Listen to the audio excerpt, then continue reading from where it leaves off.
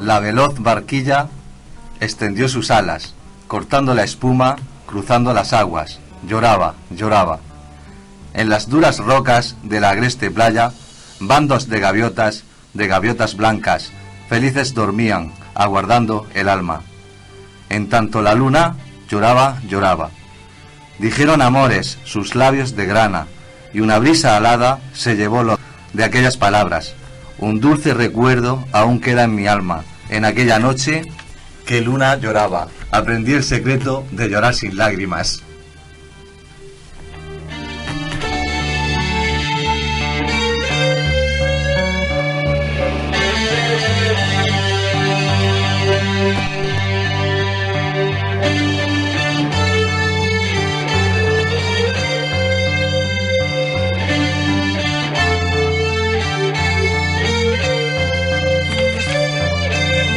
Bueno, de verdad, me has dejado sin palabras. Me has dejado sin palabras, Jesús. Ha sido una sorpresa. Pero, y tanto que ha sido una sorpresa. Yo estaba pensando, a mí me están volviendo loca, esto no estamos nada compenetrados, no sé lo que está pasando, solo me decías cállate y yo no sabía por qué me tenía que callar, no entendía nada. Vale, ahora lo entiendo todo. Sí. Qué forma tan bonita de empezar. Bueno, pues sí, como no podía ser de otra manera, hoy vamos a hablar de un autor lorquino muy importante que se llamaba Heliodoro Puche. Y bueno, pues qué mejor que empezar con una de sus poesías, de las primeras poesías que se tiene constancia que escribió el autor lorquino. Y bueno, la sorpresa musical ha sido, pues, por culpa, digamos, de nuestro invitado, de uno de nuestros invitados, que es Juan Antonio Fernández Rubio, al cual le doy la bienvenida. Buenas tardes, Juan Antonio. Muchísimas gracias, Jesús. Buenas tardes. Él es doctor en literatura. Sí. Y, bueno, pues es un experto en la materia, ha escrito distintas tesis sobre Antonio Parabico, Heliodoro Puche, entre otros autores. Y bueno, pues tenemos la gran suerte de tenerlo esta tarde entre nosotros. Y bueno, pues resulta que en la reunión que hemos tenido hace un ratito tomándonos el café, pues me contaba que él hace unos cuantos años fue seguidor de Mar de Cruces, del grupo nuestro, ¿no? Y me contaba como anécdota de que recuerda el concierto de Revolver en la Plaza de Toros y el tema de Amanecer. Ajá, y bueno, le he dicho, voy a unirlo todo. No, pero es que era la casualidad que yo venía andando por la Alameda leyendo el artículo escrito por Juan Antonio y había pensado empezar el programa con Amanecer y leyendo la poesía. Que no es el mar, que es Amanecer, parece mentira, bueno, sí, que la pero, canción sea tuya, pues, que sean es vuestras. que el tiempo y la cabeza, la edad. Ya. Vamos perdiendo facultades. Vaya. Bueno, y entonces vamos a tener hoy un día, una tarde muy interesante, porque normalmente, pues bueno, hemos hablado de monumentos, hemos hablado de calles y vamos a hablar también de personajes de la historia lorquina. Bueno, algo también muy nuestro. Algo también muy nuestro, que dejaron sus cosas de Lorca, unas más conocidas que otras. Bueno, pero se trata de que aquí de una forma lo más amena posible, pues lleguemos a los oyentes y que sepan quién fue Heliodoro Puche, cuál fue su obra y bueno, y también, ¿por qué no contar algunas anécdotas de su interesante vida, tanto aquí como fuera?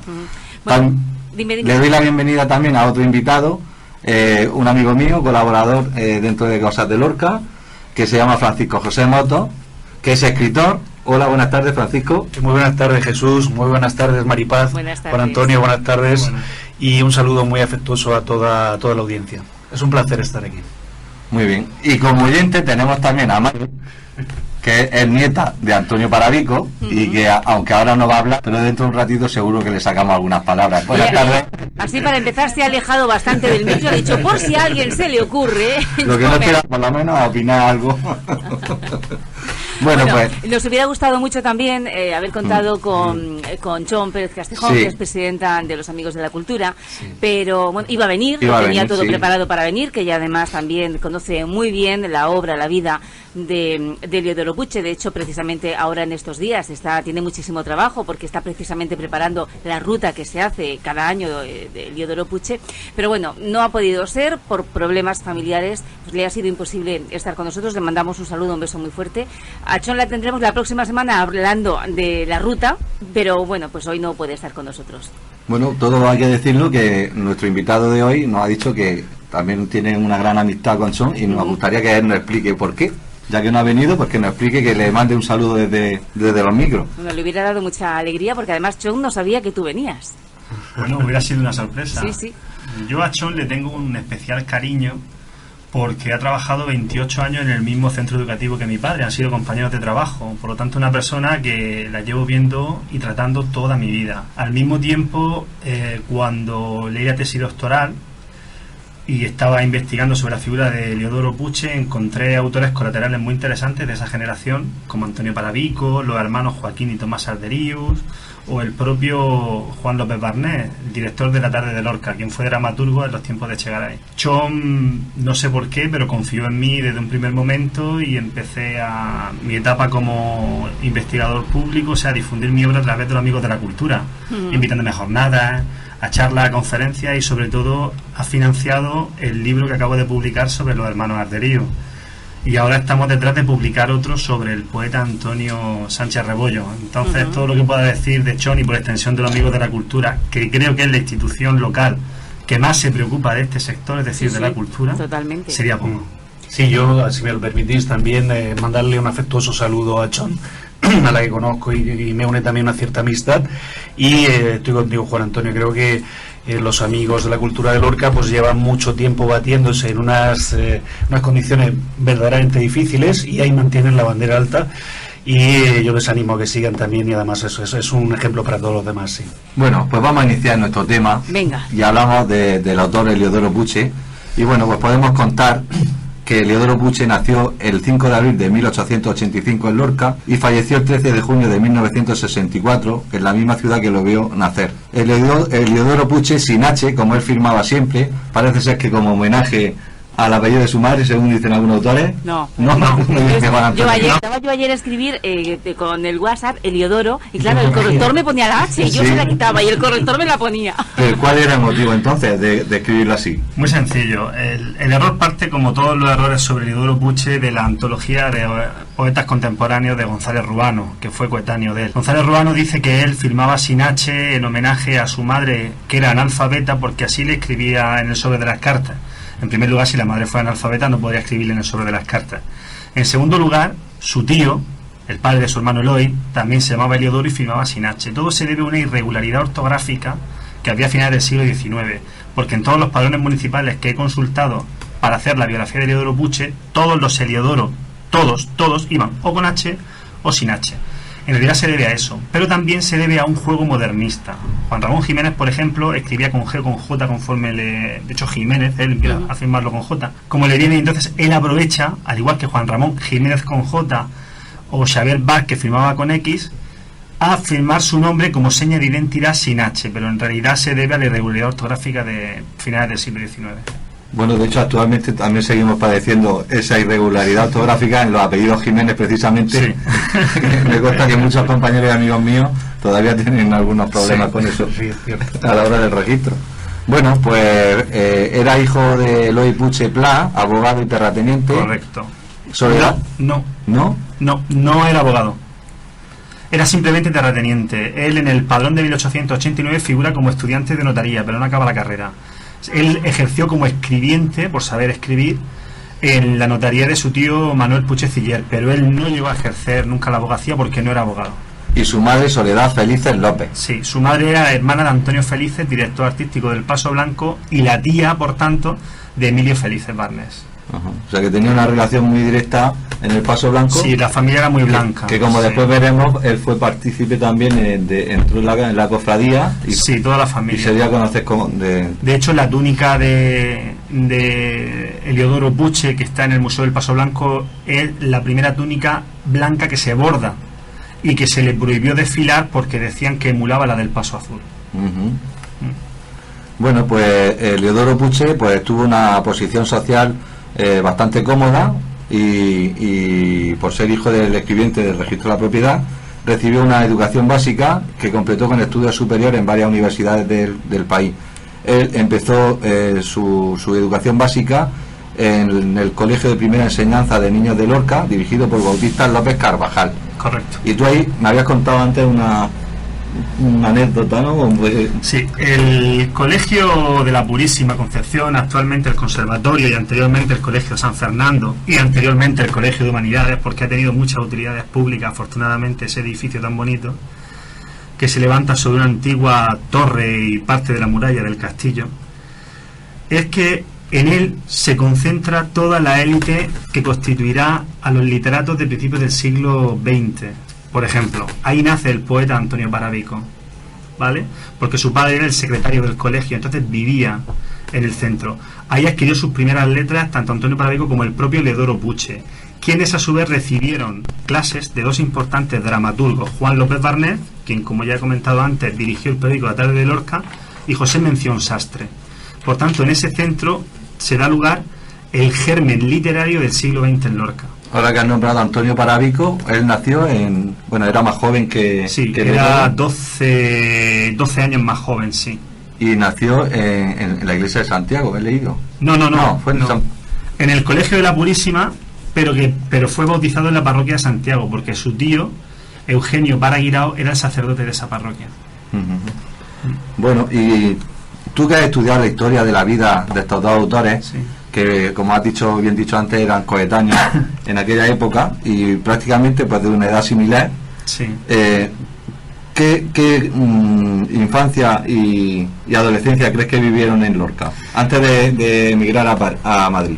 En el caso concreto de Leodoro Puche, su infancia y su adolescencia no tuvo que ser dura, ya que el padre, al margen de ser escribiente en el registro de propiedad, era rentista, tenía propiedades por la zona de Morata, la zona de Campo López, y tenían bastantes medios. No voy a decir que fueran de clase alta, pero sí eran clase media, que para finales del siglo XIX ya era importante ser de clase media. El Leodoro concretamente no tuvo que pasar penalidad alguna. Ahora, el caso de Antonio Parabico es más complejo, porque su padre fallece. Entonces su madre se queda viuda con 6 hijos. Entonces ellos no viven en Lorca porque el padre se marchó. La historia es un poco compleja. El padre trabajaba de secretario del Colegio de la Purísima y al mismo tiempo trabajaba como contable en el ayuntamiento de Lorca. Hubo un cambio de signo político en el consistorio y entonces el nuevo equipo de gobierno metió a su gente. Entonces él pierde ese trabajo en el colegio. Claro. Habitual. Pero eso pasaba. Con los ingresos que percibía del colegio no era suficiente. Entonces marcharon a Almadén, en Ciudad Real, donde trabajó en una fábrica como contable. Por cierto, tradición familiar, porque luego su hijo Joaquín sería también contable, y creo que su nieto Antonio también. Entonces, la infancia de Parabico fue muy movida, viajando de ciudad en ciudad hasta llegar a Almadén con todos sus hermanos. Su padre fallece, entonces son recogidos por su tío sacerdote, Joaquín Paraguirao. Por tanto, fue una infancia bastante más. Si tuviera que comparar a las dos, Leodoro Puche tuvo una infancia más acomodada, sí, y Antonio Parabico más compleja. De ahí que el carácter de Antonio Parabico, y esto es una deducción personal, fuera más fuerte que el de Leodoro Puche, como luego se demuestra en su biografía. Sí, pero bueno, él tuvo una precocidad a la hora de escribir, Sí. porque hay constancia de que ya en 1909, con 12 años, Sí. se publicó un primer Sí. poema cuando Sí. Heliodoro, al parecer, fue ya con... Vamos a ver, Algunos años más, Heliodoro ¿no? también escribe de manera prematura. De Heliodoro se conserva lo que ha venido a denominar José Luis Molina como el cuaderno verde, que es un borrador de estética modernista y de carácter simbolista filtrado a través del parnasianismo. Me explico. Es decir, él utiliza los símbolos, como hacen poetas como Verlaine o como hacen poetas como Becker, y les da un filtro a través de la tradición grecolatina. Por ejemplo, él le da un valor simbólico al cisne, él le da un valor simbólico a los herbes clásicos, y eso es, en un chico de unos 13-14 años, algo muy prematuro. En el caso de Antonio Parabico es distinto. La poesía inicial de Antonio Parabico es más infantil, aunque sea más precoz. Entonces, establecer un ranking... Sí, tenía 12 o 13 años menos Sí, también, ¿no? Sí, efectivamente. Bueno, está leyendo de la historia de Parabico, Ujú.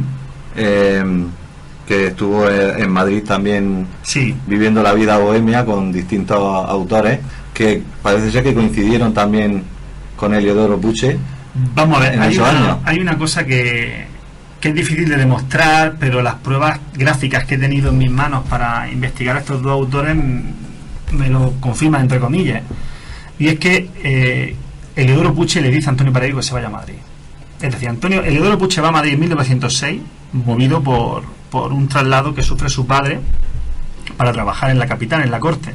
Por eso él traslada su expediente de la Universidad Literaria de Granada a la Universidad Central, actual Complutense, donde estaba estudiando Derecho. Allí él empieza a ir a tertulias, a tabernas, a los casinos, y empieza a empaparse de la literatura de su tiempo. Entonces, cuando Antonio Parabico parte a Madrid en 1919 para cursar estudios en una academia, para prepararse unas oposiciones al Servicio Nacional de Estadística, yo estoy convencido de que Heliodoro Puche está con él en Madrid y él lo arrastra a ese ambiente, a esas tertulias.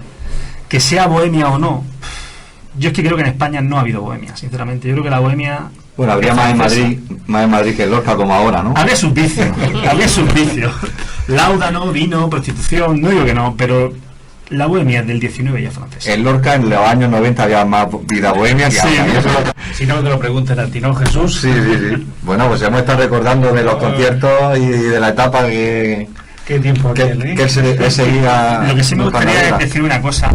Parabico está presente en las tertulias, de eso hay pruebas más que suficientes. Él está en Pombo con Ramón Gómez de la Serna. Allí parece ser que coincide con García Lorca, muy probable, porque era muy asiduo a esa tertulia. Y también está en el Fornos con Valle Inclán y en el Colonial con Cansinos Ascens, donde iba Eliodoro Puche. De ahí que yo creo que tuvieran un contacto intenso en aquella etapa. Y la diferencia entre ambos es que Eliodoro Puche publica mucho, cuentos, crítica literaria, poesía, incluso traducciones en Madrid, mientras que el Antonio Parabico se conserva un poema en la revista Los Quijotes del año 18 y un cuento en el Heraldo de Madrid llamado El Príncipe Rayo de Sol de 1914, que luego Eliodoro Puche, cuando vuelven a coincidir, pero ya en la cárcel de las monjas en Lorca durante la posguerra, le dedica un poema llamado Al Príncipe Rayo de Sol. O sea, esos son los contactos y los vínculos que ellos tienen. Bueno, allí en Madrid tuvieron contacto con distintos autores, tanto de la generación del 27, como con la generación del 98, como Valle Inclán, Machado, Juan Ramón Jiménez, Gómez de la Serna. Y fue cuando empezaron a publicar en distintas revistas de allí madrileñas. Sí, antes que nada pido disculpas por el término 98 si me está escuchando algún catedrático de la Universidad de Murcia, porque ya no se llama generación del 98, es la generación finisecular. Pero ¿Es la generación? Finisecular. Finisecular. Claro, cuando yo estudiaba era la del 98. Y en los más biológicos no. O sea, no hay una crisis, no hay una generación del 98, hay una generación finisecular que engloba. Finisecular. Sí, engloba modernismo y a lo que tradicionalmente se llama 98ismo, pero no hay una generación. Ya, fíjate, bueno, otra cosa que hemos aprendido. El caso que en la generación finisecular, has dicho, o la del 98. Con lo fácil que es decir 98, ¿verdad? El término, ¿no? Sí. Por lo visto se lo pasaba muy bien en Madrid. Vamos a hablar con palabras llanas. Y penalidades también. Y penalidades. Era para ahogar las penas. Sí. Bueno, exactamente. Había que hoy día, ¿no? Con la represión política que había en las primeras décadas del siglo XX. Sobre todo en los años 20, que es cuando Eliodoro Puche está traduciendo por la de Primo de Rivera. Sí. Y la vida nocturna de taberna en taberna y de vino en vino para poder conseguir. Sí. Exactamente. Bueno, vamos a hacer una cosa. Vamos a seguir hablando nosotros también, pero es que ahora son las 6 y llegamos a las noticias. Pues sacamos el vino y charlamos. Eso es, seguimos charlando. Y el coñac. Y el café. Café ya lo hemos tomado. Y el Laura. Las noticias de las 6, enseguida volvemos.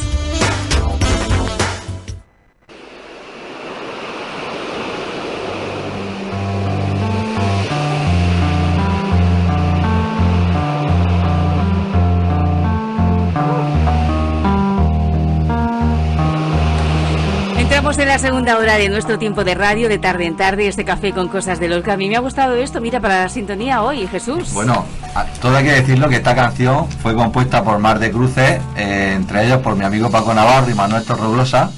Es una canción que se llama... Esos años de los 80 de Faranda. Fue uno de los...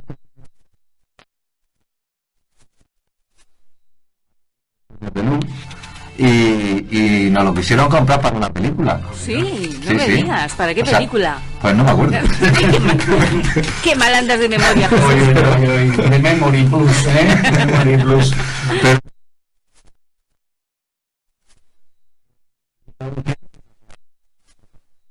Venga, pon la sintonía. Por el camino entre fragancias,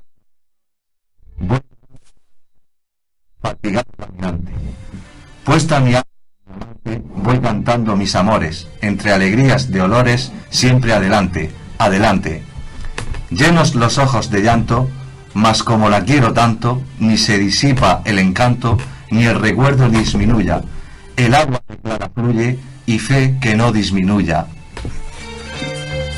¿Este de quién es? Eliodoro Puche. Vale, Eliodoro, vale. ¿Os vais a atrever vosotros también ahora? Bueno, atrever, es una... No, ¿por qué? Porque la poesía es para recitarla y cantarla, no para destrozarla. Ya, bueno. Eso lo ha dicho por mí. Y está aquí al lado y no quiero sufrir desgarros en mi piel por mutilar fonéticamente un poema de su abuelo. Oye, lo he hecho tan mal lo he hecho. ¿Cómo se recita bien, ¿eh? Sí. Entonces tú eres quien debería recitarlo por esa voz tan radiofónica que tiene. Pero a mí me da un poco de miedo, me pasa lo mismo que a ti. Bueno. Yo que soy muy lanzado. Bueno, oye, ya habíamos recitado que hizo, o que parece ser que escribió Heliodoro. Sí, son los tempranos conocidos publicados. Es decir, estos aparecen publicados, estos dos poemas, en 2 ejemplares del diario La Tarde, en 1908.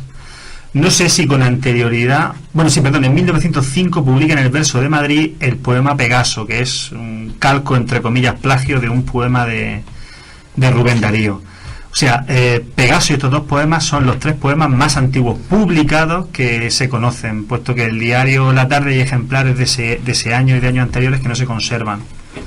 Es una poesía temprana, muy cercana al modernismo, ya en su etapa de superación, y bueno, poco más se puede decir. Lo único que el primero que has leído, el de La Veloz Barquilla, es muy interesante porque el mar es un tema muy recurrente en la poesía, sobre todo a principios del siglo XX. Juan Ramón Jiménez recurre al mar como una imagen de puente entre varios mundos, y Heliodoro Buche trata el mar de manera simbólica. Es decir, para él el mar simboliza su estado de ánimo, como hace Machado con los paisajes de Castilla.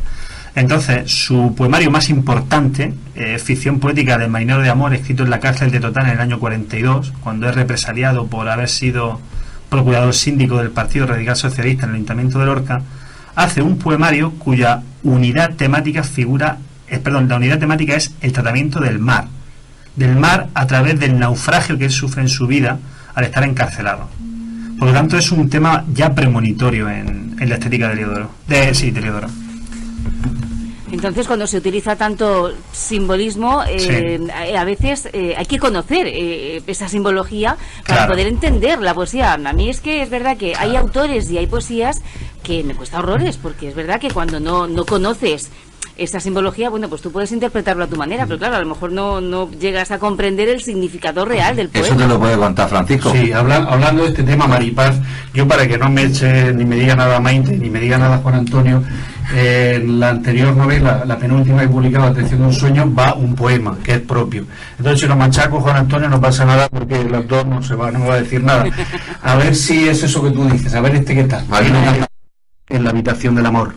Y la raya que aparece por el horizonte iluminan tu mirada tendida. Yo te reencuentro en los bordes de un abismo sin aristas, una cima en la que es hermoso perderse y tal vez, solo tal vez, hallarse para volver a perderse por fin, tras haber surcado el mar de tus lágrimas de felicidad. Esto es lo que yo escribí aquí, no sé gustado. Y el personaje en fin, yo de música fue profesor de música de Juan Antonio, nuestra batería, o con Ramón, y le intento explicar que se utilizará mucho. No quiero decir que para escribir hay que emborracharse, escribir poesía, pero sí es cierto que hay que tener un cierto control sobre las propias sensaciones y emociones para poder reflejar esas contradicciones que a veces tiene la poesía. Heliodoro Buche, que estamos hablando de él, que por cierto ha sido muy interesante, Juan Antonio, yo no conocía tantos detalles de él, y es verdad que antes me decía Juan Antonio, antes de entrar, que ahora mismo pues estamos haciendo todo lo que podemos por trascender un poco, deberíamos de seguirlo mucho más. Es cierto que aquí en Lorca es curioso porque se conoce, es una figura conocida, pero no es una figura, entre comillas, venerada. Esto es cierto. Ahí hay algo, un salto que no sé en qué se produce para que no haya ese enganche con generaciones posteriores. Pero será culpa de los que venimos después, seguro que sí.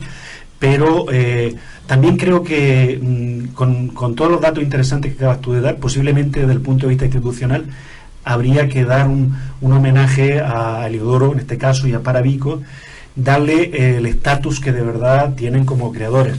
Porque si no, bueno, crees que es alguien más que está creando, que tiene influencia, como es el caso que estáis diciendo, pero no llega, digamos, a empatar hasta ese punto. Es lo que yo veo con respecto a los dos, que es verdad que aquí...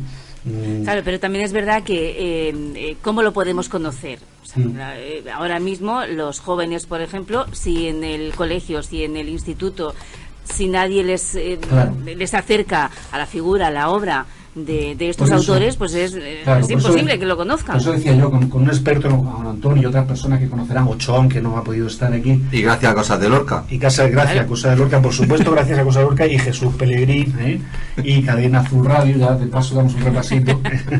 Bueno, es verdad que yo creo que se debería hacer una cierta programación, aunque fuera muy esporádica, que alguien con... Bueno, nosotros, yo tengo que decir que yo en este programa, en este de Tarde en Tarde, los martes, y que tenemos un espacio dedicado a la poesía. Sí, que viene Marisol Morente, nuestra amiga. Sí, John también, John. bueno, viene, y la próxima temporada, ya en septiembre volverá con otro, también Nachón, yo la he tenido, y precisamente me hablaba y daba a conocer a todos, cada día dedicábamos un programa a un autor lorquino, hablando de, bueno, pues de toda, de su vida, de su trayectoria, y por supuesto, pues dando a conocer su obra también. Es muy importante. Y otro día vendremos con ella y con Juan Antonio otra vez de nuevo. Tenemos un patrimonio, sobre todo en pero hay que darlo a conocer, porque los monumentos vas por la calle y los ves. Sí. Y fíjate, monumentos hay en todos sitios. Lo que pasa que esa especificidad, por ejemplo, en la poesía que tú has leído, que yo, según mi punto de vista, como todo es el mío personal, habla mucho de esa frontera, de esas emociones aquí a caballo entre del paisaje, lo describe, como también decía Juan Antonio por otra parte, el mar cercano y demás. Eso es muy propio de aquí. Es una poesía muy propia la que se hace aquí en este extremo del país, y si no se le da un poco de relevancia, pues acaba perdiéndose, sí. Bueno, pues vamos a seguir. Por cierto, ¿tú por qué elegiste a Heliodoro Puche? Tú ya sí te lo conocías, ¿eh? A mí me pasó con Heliodoro Puche una cosa muy rara. Yo tenía exactamente 9 años cuando se hizo el busto que cariñosamente o despreciativamente llamamos a la Tortuga Mora, que es el busto que hay de Heliodoro Puche en Santo Domingo. ¿A la Tortuga Mora? Sí, porque es un busto de Heliodoro Puche que se ve en el respaldo de un sofá y parece el caparazón de una tortuga. Aparte no se parece a Heliodoro Puche absolutamente en nada. O sea, el busto que estrenaron los Amigos de la Cultura enfrente de su casa, en la Plaza del Cardenal Belluga, entre San Patricio y la calle de la Barandilla, sí. Ese es bonito. Sí, aunque a algún depravado le cortó las gafas para venderla al peso, igual que la espada de Alfonso X ahí más abajo en la Plaza de España, pero bueno.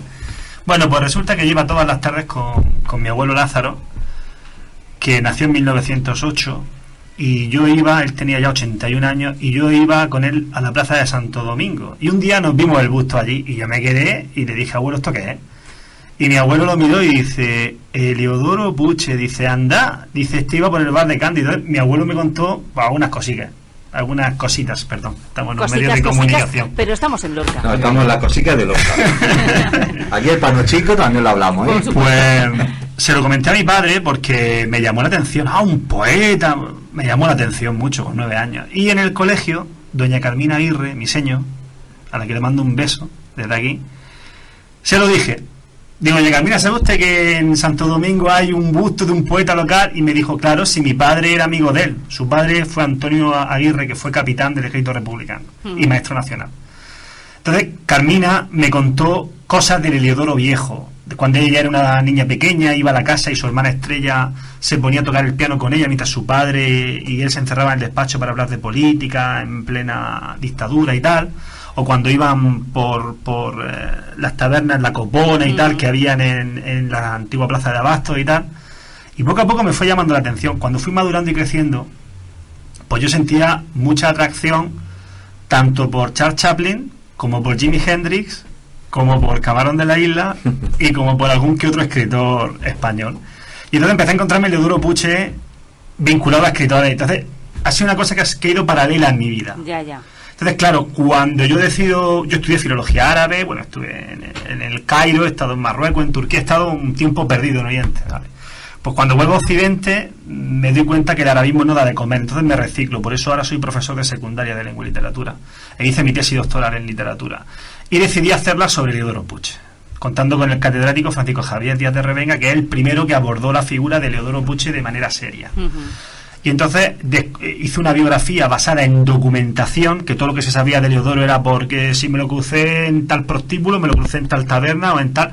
Y me di cuenta que era un escritor muy serio, muy destacado y muy respetado por sus coetáneos. Entonces la tesis me dio oportunidad de reivindicar la verdadera figura de Heliodoro Pucci y su verdadero papel en las letras del primer tercio del siglo XX y sobre todo en la posguerra, que es la mejor etapa literaria, la poesía de Cárcel-Del. Y pues así surgió, y esto ya pues me dio pie a investigar mi línea de investigación, que son autores lorquinos de la primera mitad del siglo XX. A raíz de Heliodoro Pucci descubrí a Antonio Parabico, a raíz de Antonio Parabico descubrí a Maite, que está ahí con nosotros, a raíz de Pero Maite también es... Maite es nieta y es escritora también. Sí, además muy buena escritora. Muy buena. Bueno, Maite, no nos vas a decir nada entonces. Bueno, venga, nada, ya. Bueno, y escritores como los hermanos Arderiu, y me quedé muerto cuando veo que Joaquín es el padre de la novela socialista española, que estuvo en la cárcel con Valle Inclán y con el poeta Pedro Luis de Gálvez. O sea, en Lorca tenemos gente muy, muy importante, pero yo creo que el principal problema es que en Lorca no hay interés. Bueno, la memoria histórica, no hay interés a nivel nacional por ella. Pero es que la memoria literaria tampoco. Y a nivel local hay una cantidad de escritores que estuvieron en Madrid y en Barcelona y en Valencia en su momento, destacando que podían estar perfectamente en el canon, pero están olvidados en sus pueblos y en sus municipios. Pero olvidados por todo el mundo, porque aquí en Lorca sí se han hecho cosas. Aquí los amigos de la cultura han hecho 5 jornadas sobre Heliodoro Pucci. 5. O sea, yo creo que ningún escritor levantino tiene tantas jornadas como Heliodoro Pucci. Se hace el paseo literario todos los años y se le da un platillo en La Verdad, en páginas web, en la radio. Lo que pasa es que la gente no participa, la gente tiene otros intereses actualmente. La literatura ha quedado relegada, y aquí tenemos a 2 escritores profesionales que me lo podrán confirmar. O sea, la literatura ha quedado ya para los compromisos y para los 4 locos que leen. O los guiones de película. Efectivamente. O sea, la literatura no está explotada.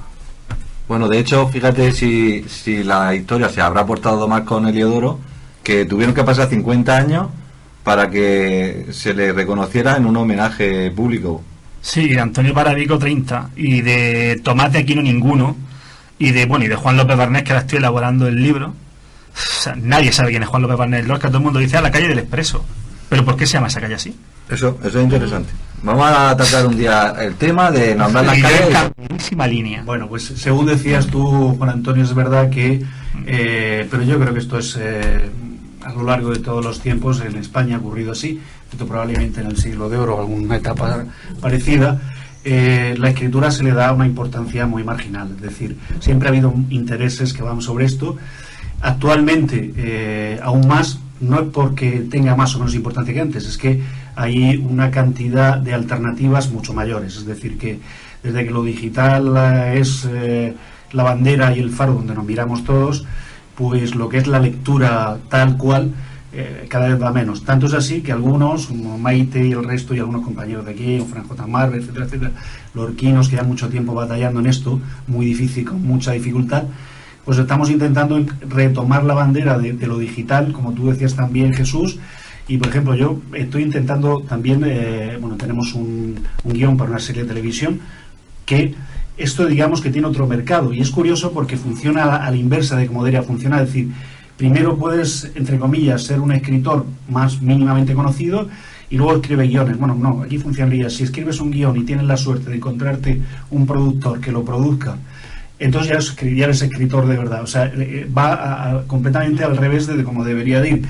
Pero bueno, es cierto que yo te comentaba antes, por no hacerlo eso muy largo, Juan Antonio, que la visión que yo tengo ahora mismo, y con esto ya me adelanto lo que vamos a hablar también, que tengo yo ahora mismo sobre la profesión o el oficio de escribir, va hacia, creo yo, esto es mi opinión, va hacia algo que los americanos ya lo han visto. Quiero decir, aquí, así muy sucintamente, la industria editorial está, entre comillas, muerta. Hay 2 grandes bloques que lo han absorbido todo, que es la primera división, que básicamente publican frikis y celebrities, que le llaman, las 2 palabras, por cierto, anglosajonas, que tienen su traducción en el castellano, dicho de paso, y el resto no, da igual lo que escribas, es decir, esto comprobado.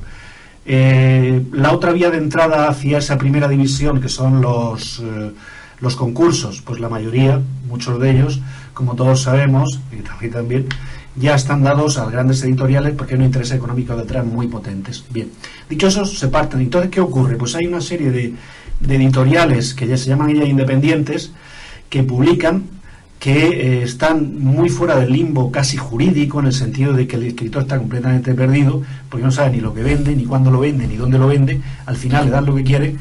Entonces, una tercera vía que se está imponiendo, dicho sea de paso, y que se están resistiendo la actual estatus editorial con uñas y dientes, y lo digo porque hoy leía un artículo en el que en la Feria del Libro de Madrid, que es ahora, resulta que a las editoriales que tienen división de autoedición las han vetado para que no vayan, porque se sienten amenazados.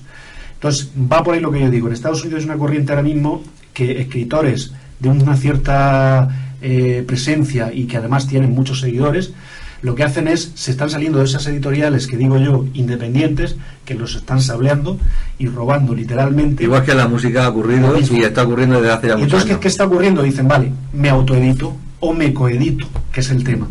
Y fijaros, estos son números. Si tú tienes 2.000 lectores, vamos a suponer que ya en España tener 2.000 lectores es una cosa importante, de más o menos de continuidad, y haces un 2.000 ejemplares, los autoeditas, pues más o menos con el coste de producción y el coste de venta de estos, casi que puedes vivir pues como si fueras escayolista o si fueras pintor o marmolista, por así decirlo, con mis respetos para todo el mundo. Va por ahí la cosa. Y cada uno asume los gastos, ¿no? Correcto. Va un poco por ahí, porque si no, en España hay realmente 7, 8, 10 escritores que son capaces de vivir y vivir bien de escribir en grandes editoriales. Y el resto no. ¿Qué ocurre? ¿Qué nos ocurre aquí también, por ir abreviando eso? Que en otros países la industria editorial se apoya institucionalmente, vuelvo a lo de antes, y se la mete dentro del circuito de formación, que es un poco lo que yo decía en este caso con el Heliodoro. ¿Qué ocurre? Que aquí eso no funciona. Entonces es verdad que tú, por ejemplo, eres un experto en el Heliodoro Puche, escribes, y tú a tu trabajo le podrías dar rentabilidad desde el punto de vista que el Ministerio de Educación y Ciencia, la transferencia que tengan en las comunidades, dijera, vale, este señor que es un experto de verdad, yo lo contrato para meterlo en el circuito educativo porque sabe hacer algo que no saben hacer los demás y que además va a fomentar en los niños ese gusto por estas personas. Eso se está haciendo en otros sitios, no es una utopía, y en la mayoría de los países europeos se hace. Entonces se invierte por ahí y se sabe que eso tiene un retorno luego en educación de los niños, en capacidad de pensar y ser crítico, una serie de cosas que ahora no voy a entender eso. Entonces quiero decir que tenemos un recorrido que no hemos hecho, que debería de plantearse. A veces esto es como predicar en el desierto, yo lo sé, y con esto ya sí que termino, es decir, mira, desde el punto de vista económico, es una cosa muy, muy clara, yo no sé por qué ocurre esto aquí. Francia obtiene alrededor del 11% de su Producto Interior Bruto de industrias culturales y afines, editoriales, de tal. Vale, hablamos que, y hablo de números en este caso, para que nos sentamos todos, hablamos de que Francia tiene aproximadamente el doble de PIB que España, 2 billones de euros, básicamente hablamos de unos 40.000 millones de euros de industrias culturales. Estados Unidos está alrededor del 20%, ni siquiera la industria armamentística norteamericana llega ni a la mitad de eso.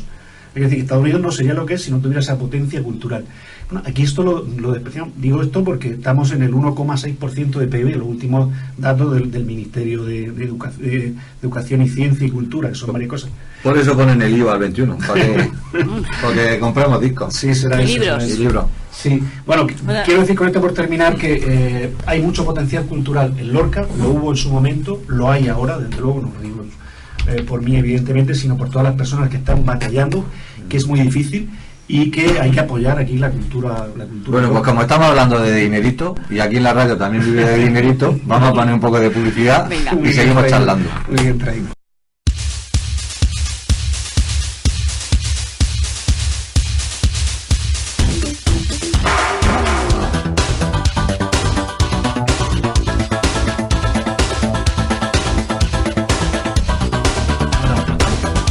Seguimos con nuestros invitados de esta tarde y entre libros y poemas que andamos. Bueno, estábamos discutiendo fuera del micrófono. Bueno, no discutiendo. ¿Cómo que no? ¿Y ese ojo morado que tú llevas? ¿Qué? Bueno, pero no lo podemos. Menos más que en la radio no se ve la imagen. Eso es porque has dicho que iba a leer algo de Parabico y la necesitas ofender.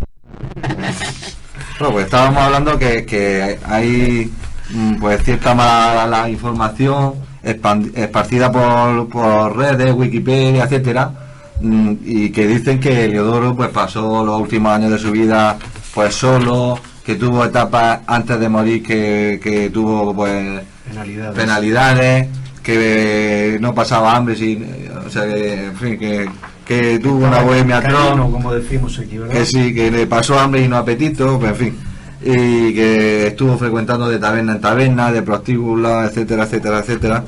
Y bueno, pues me decía Juan Antonio, como experto que es en la materia, porque lo ha investigado, que eso no es del todo cierto, o que no es cierto. No es cierto. ¿Verdad que no? Por cierto, yo con Juan Antonio no me peleo más ya, ¿eh? Entonces, bueno, pues acláranos a los lorquinos todo este aspecto, porque yo de verdad venía con una idea de Heliodoro Puche y me voy con otra. Bien, lo aclaro muy rápido, muy rápido. Hay 3 fuentes, vamos a llamar entre comillas originales, de la etapa de Heliodoro en Madrid. Uno es la novela de un literato de Rafael Cansino Asens, concretamente el tomo 2. Otro es la obra llamada Pombo, que es una especie de crónica fabulada de las reuniones y de las tertulias que hacía Ramón Gómez de la Serna con los vanguardistas en el café de la calle de la Plaza del Sol de Madrid. Y la tercera es, para mí la peor de todas, la que hace César González Ruano en Poetas Contemporáneos Españoles. Pasa una cosa: estos escritores que conocieron a Heliodoro muchas veces recogían anécdotas de otros escritores, y no hay mayor mentiroso que un escritor. De hecho, yo creo que una de las mayores virtudes eso para no escribir es saber mentir. Pero yo no me peleo más, lo he dicho antes. Bueno, entonces, por ejemplo, aquí leo... a ver, ¿qué página era? Me la has enseñado antes. Bueno, hemos leído en el texto que tiene aquí Jesús que cuando publica sus 3 libros de Madrid se arruina y viene. No, eso no es verdad. De hecho, Corazón de la Noche fue un libro bastante exitoso, ¿no? Él vuelve de Madrid en 1928 cuando muere su padre, don Eloy. Don Eloy testa en el año 25 ante Escobar Barberán, el notario de Lorca. Y en el año 26, un año después de estar Heliodoro aquí en Madrid, reciben la hijuela, es decir, la parte que corresponde a la hija y a los 4 hijos. Y les puedo asegurar que no se quedaron con una mano adelante y otra detrás. Al mismo tiempo, ya en su etapa, siendo ya anciano, quedaron 2 de los 4 hermanos. Quedaron Heliodoro y su hermana Estrella. Resulta que tenían muchos tíos que no tuvieron hijos. Entonces, conforme iban muriendo sus tíos, les iban dando herencia. Y al mismo tiempo tenían muchas propiedades en la Carrasquilla, en Campo López y sobre todo en Morata, de la que recibían cada 4 o 6 meses aceite, embutido, queso, es decir, especies. Nunca pasaron penalidades. Además, Heliodoro Puche nunca fue olvidado por la gente de Madrid. Se conserva mucha correspondencia al respecto. Y hay 2 viajes muy sonados. Uno de César González Ruano en el 58 y otro posteriormente de su discípulo Manuel Alcántara, quien aún vive. Entonces, no, son falsos mitos que circulan sobre él que no corresponden a su biografía. Y un mito que también corre por ahí, que dice que tenía un amigo que era enterrador. Sí.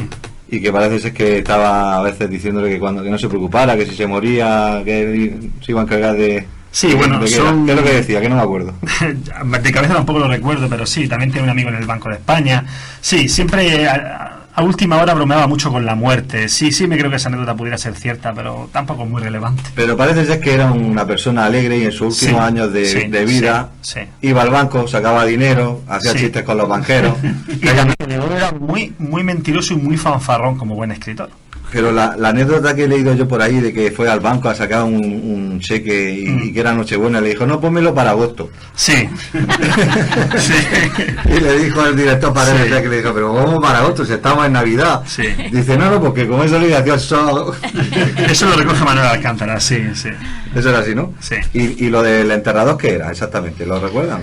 No lo recuerdo, pero seguramente alguna broma con la muerte. Alguna broma. Yo he leído que le decía a un amigo enterrador, entre vino y vino, don Heliodoro, no se preocupe que cuando usted se muera, yo me lo echaré al hombro y ya verá.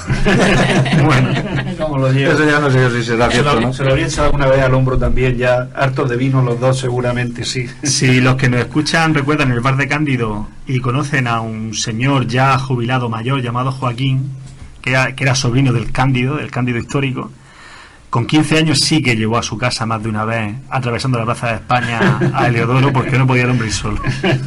Bueno, Heliodoro estuvo en prisión, también marcado por su ideología de izquierda y como representante. Bueno, él en realidad no era de izquierda, él era del Partido Radical Socialista, que aunque su nombre sea así, equivaldría a lo que hoy en día es Ciudadanos. Es un partido de sociología de derecha, de gente de clase alta, pero que, bueno, que en ese momento pues tocaba ser, entre comillas, de izquierda. Pero en aquellos años era raro el escritor o artista que no pasaba... No, la literatura española quedó dividida, además Damaso Alonso lo recoge muy bien en lo que él denomina poesía arraigada y poesía desarraigada. No, el espectro poético, narrativo y teatral español quedó dividido en los mal llamados dos bandos, en la derecha y en la izquierda. Lo digo porque también Antonio Parabico, sí, pues tuvo... Es que su situación es distinta. Es que Antonio Parabico no es hijo de terrateniente. Antonio Parabico era maestro nacional, que además fue uno de los que reorganizó el Partido Comunista en Lorca en 1936, y del 31 al 32 fue alcalde de Lorca por el Partido Radical Socialista, junto con Heliodoro. Eso fue después, Heliodoro se vino a Lorca por la muerte de su padre, sí, en el 28. Sí, pero sí, en el 24 fue Antonio Parabico sufrió un accidente de bicicleta, sí, en Madrid, sí, y fue el hecho que le motivó tener que volver a su tierra, claro, y a partir de ahí pasa por la vicaría, por lo que he leído. Sí, con Concha, con la futura organizadora de la agrupación de mujeres antifascistas de Lorca. Sí, sí, un matrimonio muy interesante, Antonio Parabico y Concha. Y parece ser que por ese interés, sí, que le motivó el matrimonio, pronto se marchó otra vez a Madrid a volver sí, a subir a Bohemia. Sí, a volver a subir a Bohemia. Volvió a Madrid, estuvo muy poquito tiempo y se volvió. Bueno, el caso es que después de volver, él estudió para maestro. Sí, vamos a ver, estudiar magisterio en los años 20 no es estudiar magisterio ahora, es decir, no te pedían ni el bachillerato, eran 2 cursos. Él estudió la carrera de magisterio motivada por su futura esposa, por su ya esposa, y nada, en 2 años sacó su carrera y tuvo la suerte de aprobar unas oposiciones, y aparte de ser maestro en varias escuelas rurales y urbanas de aquí de Lorca, fundó la Academia Parabico. Y montó la Academia Parabico, que sí, luego fue conocida junto con otros socios, es una academia entre varios profesores, ¿verdad? Sí, pero es que hay varias academias entonces son primos los que fundan la otra academia. Pero la Academia Parabico es suya. Bueno, pues ahí se estudiaban bachillerato, magisterio, sí, la carrera, la oposición, perito, sí, y mercantil, carreras especiales, matemáticas superiores, sí, y elementales, contabilidad, cálculos mercantiles, taquigrafía. Sí. Es decir, sí, que muchos de los profesionales que aún siguen en activo en Lorca, sí, y militares, pues pasaron por allí. Sí, sí, además, de hecho, Maite conserva en su casa fotografías de la academia y se ve, lo que acabo de comentar, militares, mujeres, personas de todo tipo pasaron por allí. Bueno, estuvimos hablando hace unos programas del inicio del periodismo en Lorca y nombramos distintas revistas que como medio de comunicación de la época, como nombra aquí tu artículo, Antonio Parabico estuvo escribiendo, fundó, sí, y dirigió revistas como El Faro y Colores, de las cuales tenemos algunas, sí, fotografías publicadas en internet. En el Archivo Municipal de Lorca se conservan los ejemplares, pero para entender el periodismo lorquino, acuérdense de estos 2 nombres. Carlos María Barberán y Pla, quien funda La Luz, no recuerdo ahora el nombre, a mediados del siglo XIX funda un periódico aquí en Lorca, pero sobre todo Juan López Barnés, quien colabora en el diario El Obrero y luego funda y dirige La Tarde de Lorca, que es un periódico que abarca 40 años. Bueno, y también me interesa mucho que nos cuentes, sí, la etapa política, sí, de Parabico. Sí, un placer. Como concejal en su inicio en el 31 y luego como posterior alcalde, a raíz de una dimisión. Él, al igual que Heliodoro Buche y al igual que todos los escritores de provincia, cuando van a una capital, como puede ser Madrid o Barcelona, en este caso Madrid, al margen de empaparse de las letras del momento, de todo lo que entraba de Europa, se empapan también de la ideología política. Hay que tener en cuenta que Heliodoro Buche en el 17 está cuando se produce la huelga general que desconvocó Pablo Iglesias, el abuelo. Hay que entender que tanto Parabico como Heliodoro Buche están cuando se proclama la dictadura de Primo de Rivera, ellos están en Madrid, entonces ellos se contagian del entusiasmo, sobre todo revolucionario, de ese momento. Entonces Antonio Parabico, aproximadamente en el año 29, cuando publica Canto Rodado, su primer libro, él es concejal. En el año 31 es nombrado alcalde, cuando Alfredo San Martín López dimite del cargo, y ocupa el cargo hasta el año 32, cuando se ve obligado a dejarlo por marcharse a Fuente Álamo cuando recibe una escuela en propiedad. Pero se mantiene como concejal. Y es expulsado junto con Diego Requena González, el alcalde de ese momento, Heliodoro Buche, o sea, todo lo que eran los partidos que representaban un poco a la izquierda, son expulsados del ayuntamiento por una irregularidad con las cuentas. No estoy diciendo que robaran. ¿Heliodoro era concejal también? No, era procurador lo expulsaron. Formaba parte del grupo de gobierno. Es que había una figura que ya se ha perdido, que era el procurador síndico, que representaban a determinados colectivos del municipio en el ayuntamiento. Él lo representaba por el lado de la izquierda y José María Campoy Gómez, el abuelo del linaje de abogados actualmente de Lorca, de los Campoy. Y del anterior alcalde. Efectivamente lo representaban por la derecha. Entonces, estos dos señores son expulsados junto con todo el equipo de gobierno y luego vuelven a ser readmitidos para el año 34 y llegan hasta la Guerra Civil. En la Guerra Civil, Antonio Parabico, en el 36, refunda, junto con Ricardo Carrillo Navarro, Carlos Agius y su hermano Joaquín, refundan el Partido Comunista, siendo secretario de Acción de Masas, puesto que el partido se fundó en un primer momento en el 31, donde curiosamente Desiderio Espinar, fundador de Falange en el 34, está en el Partido Comunista, pero bueno, muchos comunistas después se hicieron falangistas. Pues en el 36 se refunda ese partido que llega hasta el 39.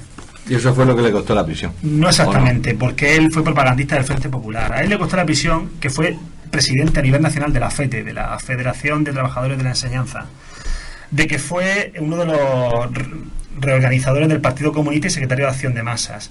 También que formó parte de algunas expropiaciones para hacer guarderías y colegios en Lorca, junto con su mujer, que estaba, como ya he dicho, en la agrupación de mujeres antifascistas. Una serie de factores políticos que le hacen que posteriormente estuviera en la cárcel de las monjas de Lorca, en la cárcel del Partido Judicial y luego en la prisión provincial de Murcia. Lo que es importante destacar es que en aquella época pues se viviría la etapa del cambio de la República a pasar a los inicios de la Guerra Civil y luego la posguerra. Pues claro, pues muchas revanchas, muchas venganzas, y bueno, ocurrió un hecho en el 36, en agosto, en el cual un grupo de milicianos procedentes de Molín de Rey vinieron a Lorca y realizaron pues una serie de destrozos, de quema de iglesias, conventos, etcétera, etcétera, y precisamente en algunas de estas situaciones fue precisamente Parabico el que evitó que se produjeran, condenando estos actos y oponiéndose a que se produjeran algunos de estos hechos, para defender precisamente a las clases personas que conocía que eran de derecha en el pueblo. Antonio Parabico, no podemos olvidar que a pesar de su ideología formaba parte de una clase social que no era ni la de un minero, ni la de un albañil, ni la de un espartero, ¿vale? Entonces era su clase social. Antonio Parabico es el responsable de que se quitaran los crucifijos en el colegio. Él era presidente de la Junta Local se lo voy a decir ahora mismo, presidente de la Junta Local de Sustitución de la Enseñanza Religiosa. ¿De acuerdo?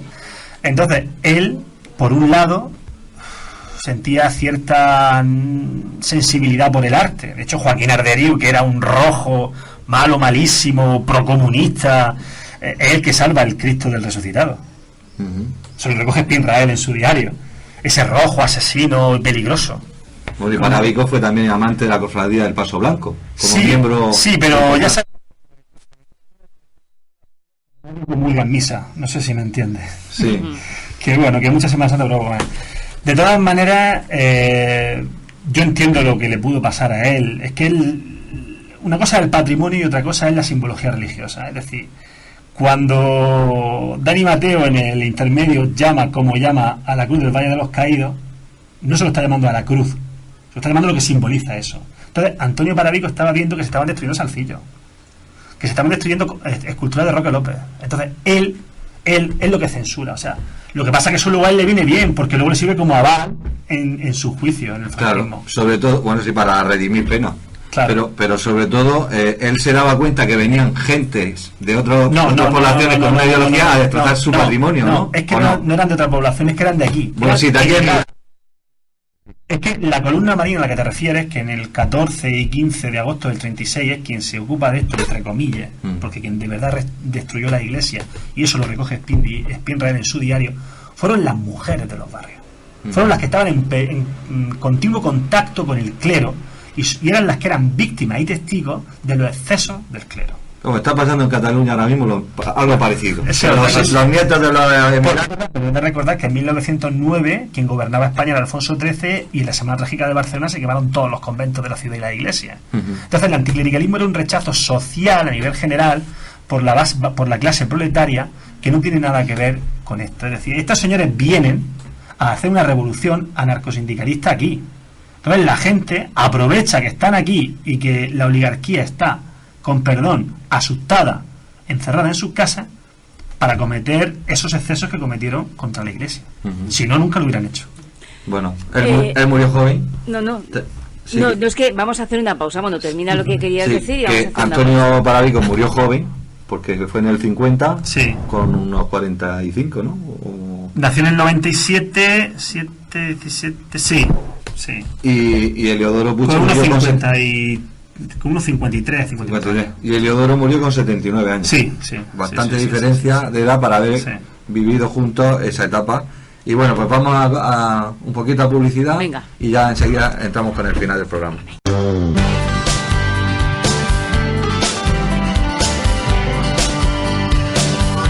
Entramos en la recta final de nuestro tiempo de radio, solamente 8 minutos para llegar a las 7 de la tarde, y aquí seguimos con nuestros invitados. Francisco José, ¿habías venido a hablar de tu libro? Sí, eso parece, pero estoy aquí, no puedo meter baza a ver si de alguna manera pudiera ser. Sí, pero de todas formas estaba yo pensando, bueno, ahora nos queda poquito tiempo, pero sí que es cierto que sí que te podíamos invitar. Hombre, claro. Sí, lo vamos a los detalles, ¿no? Sí, es cierto. Y hemos llegado pues al final, más o menos hemos resumido la historia de estos dos autores. ¿Hay algo que añadir? No, nada, vale. Que invitamos de este gran maestro de literatura, que es Juan Antonio Fernández Rubio, que hoy hemos tenido colaborado y que por supuesto lo vamos a invitar en otra ocasión, pues que se informe, porque es muy muy interesante leer estos artículos de la mano de un especialista como nos ha demostrado que es. Y pasamos a otro especialista que tengo a mi derecha, el tema de la creación de una novela. Está relacionado con algo que mueva una cantidad de personas importantes. Me refiero sobre todo a una emoción, una situación límite. Básicamente yo me suelo inspirar en eso, y pongo un ejemplo. La traición de un sueño, que es la última que he publicado, ahora vamos a hablar después de la siguiente, que viene en junio. Por ejemplo, a mí lo que me provocó escribirla fue la machacona repetición en muchos sitios que se escuchaba de: habéis vivido por encima de vuestras posibilidades, ¿vale? Digamos que una verdad dicha, una mentira dicha muchas veces no acaba siendo una verdad, aunque lo parezca. Entonces, sobre todo, me gusta fijarme en este tipo de cosas que tocan a muchas personas, que al final acaban colando como una verdad y no lo es. Ese es un poco el punto que a mí me da como la ignición para escribir. En el caso de la traición de un sueño, así muy brevemente, pues fue este tema, y el meterme básicamente en la piel de unos personajes que se sobreendeudaron, que en realidad eran personas muy normales, que no quisieron ni tenían mala fe con lo que hacían ni nada, simplemente lo llevaron a una situación límite. ¿A qué me suena a mí eso? ¿Verdad que sí? Es así, quiero decir que hay que dar un toque de atención, porque a veces si no nos acaban convenciendo de algo que no es verdad. Y eso es muy malo, es muy peligroso. Yo desde el punto de vista de observador un poco creo que es así. Bueno, pues eso es lo que yo suelo mirar, sobre todo eso. En esta siguiente, que es la próxima, que como vamos a hablar, como tenemos un poquito de tiempo, el abismo en la frontera. El abismo en la frontera, básicamente la motivación es también de ese tipo, pero tiene dos vertientes, dos patas. Una es lo que está pasando entre el choque de civilizaciones que hay, vamos a llamarlo así, árabe y cristiana, ¿vale? Que parece que esto vino de ayer, y el que nuestra zona fuera durante cientos de años la frontera del mundo entre esas dos mismas civilizaciones que hoy se enfrentan de esta manera tan cruel y tan despiadada. Es decir, eso a mí me llama mucho la atención. Luego también hay una segunda línea que es de tipo paisajístico. Bueno, no obstante, pues somos de Lorca y tal, nosotros somos frontera, se nos olvida muchas veces, los ciudadanos de aquí somos frontera, por eso tantas peculiaridades con respecto al lorquino de base o al habitante del Valle del Guadalentín, que sería más preciso decirlo. Quiero decir con esto que a mí una cosa que me ha fascinado de siempre es el castillo de Jiquena, que es la frontera pura y dura, pero la de verdad armamentística, que está prácticamente derruido y es una pena ir a verlo, pero siempre me ha llamado la atención porque sigue, a lo largo de los cientos de años, las personas siguen teniendo la presencia como si hubiera pasado ayer. Fíjate, es muy curioso.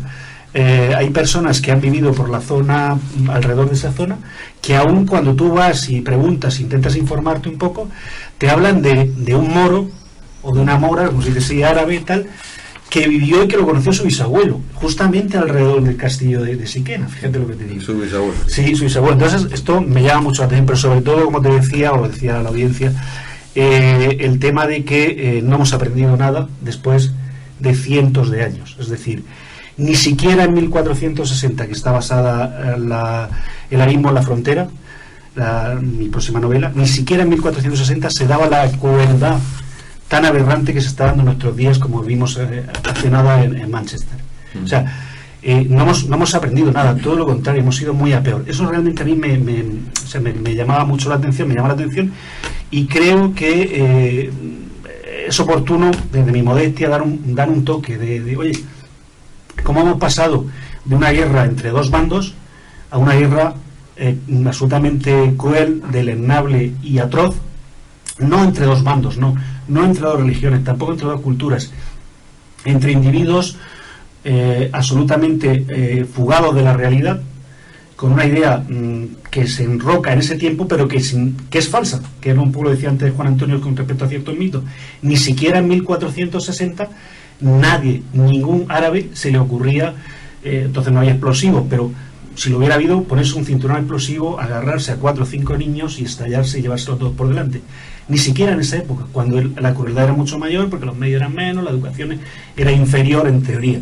Entonces, esta historia va mucho de eso, de un toque de atención, y sobre todo lo que yo intento trasladar ahí es que hubo una oportunidad en esa frontera en ese año, en 1465, aunque creo que hubo un armisticio un poco secreto tal entre árabes y cristianos, y que hubo realmente la posibilidad, y con esto termino, la posibilidad de haber hecho un mundo diferente, que no sería el de nuestros días, en el que no nos odiáramos unos y otros, básicamente. Bueno, para reflexionar, tienes que volver, mira, hoy hemos dedicado este programa, Cosas de Lorca, a autores como Elio Puche, como Paradico. Oye, el próximo podemos centrarnos en los autores actuales.